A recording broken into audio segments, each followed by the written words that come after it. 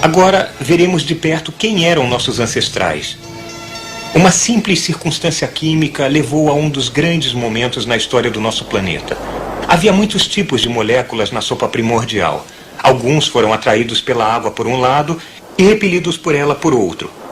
Isso os uniu em uma minúscula concha esférica anexa, como uma bolha de sabão que protegia o interior. Dentro da bolha, os ancestrais do DNA encontraram um lar e surgiu a primeira célula. As plantas minúsculas levaram centenas de milhões de anos para evoluir liberando oxigênio. Mas esse ramo não levou a nós. As bactérias que respiravam oxigênio levaram mais 1 bilhão de anos para evoluir.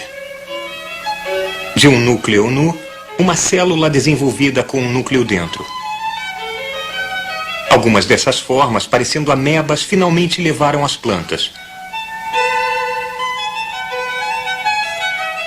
Outras produziram colônias com células interiores e exteriores, realizando funções diferentes. Virando um pólipo preso ao fundo do mar, filtrando comida da água e desenvolvendo pequenos tentáculos para dirigir a comida até uma boca primitiva. Este nosso humilde ancestral também levou a animais guarnecidos com peles espinhosas com órgãos internos, incluindo a nossa prima, a estrela do mar. Mas nós não viemos da estrela do mar. Há cerca de 550 milhões de anos, os filtros alimentadores desenvolveram fendas para guelras, que eram mais eficientes em filtrar partículas de comida da água. Um ramo evolutivo levou aos enteropneustos. Um outro levou a uma criatura que nadava livremente no estágio larval, mas quando adulta ainda estava firmemente ancorada ao fundo do mar. Alguns viraram tubuzucos vivos, mas outros mantiveram as formas larvais através do ciclo vital e viraram adultos que nadavam livremente com algo parecido com uma espinha dorsal.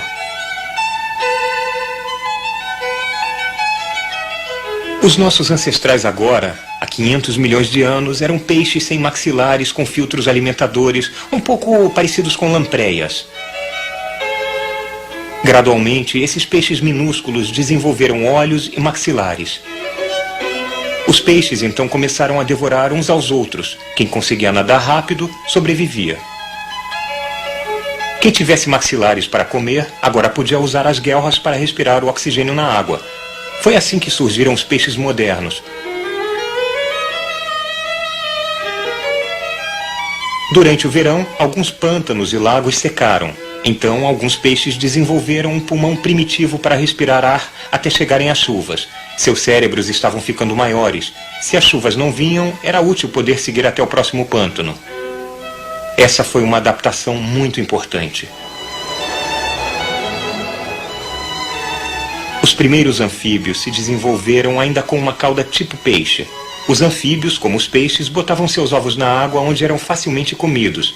Mas então uma nova invenção excelente apareceu. O ovo de casca dura, posto na terra onde não havia predadores. Os répteis e as tartarugas são dessa época. Muitos dos répteis que saíram do ovo em terra jamais voltaram para a água. Alguns viraram os dinossauros. Uma linhagem de dinossauros desenvolveu penas, úteis para voos curtos. Hoje, os únicos descendentes vivos dos dinossauros são as aves. Os grandes dinossauros evoluíram ao longo de outro ramo. Alguns foram os maiores carnívoros que já existiram. Mas há 65 milhões de anos, todos eles morreram misteriosamente. Enquanto isso, os precursores dos dinossauros também estavam evoluindo em uma direção diferente. Criaturas pequenas e apressadas, com os filhos crescendo dentro do corpo da mãe. Depois da extinção dos dinossauros, muitas formas diferentes se desenvolveram. Os jovens eram muito imaturos ao nascerem nos marsupiais, o vombate, por exemplo, e nos mamíferos. Os jovens tinham que ser ensinados a sobreviver. O cérebro ficou maior ainda. Uma coisa parecida com o musaranho foi o ancestral de todos os mamíferos.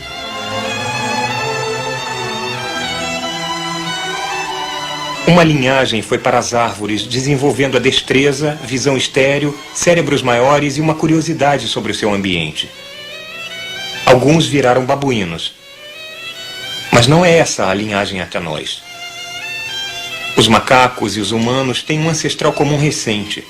Osso por osso, músculo por músculo, molécula por molécula, quase não há diferenças importantes entre os macacos e os humanos. Ao contrário do chimpanzé, os nossos ancestrais andavam eretos, liberando as mãos para empurrar, segurar e experimentar. Ficamos mais inteligentes, começamos a falar.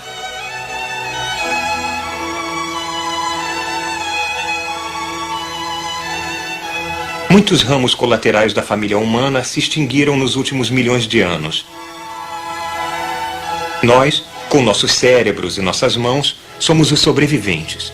Há uma ameaça contínua que se estende daquelas primeiras células até nós. Vamos vê-la de novo, comprimindo 4 bilhões de anos de evolução em 40 segundos.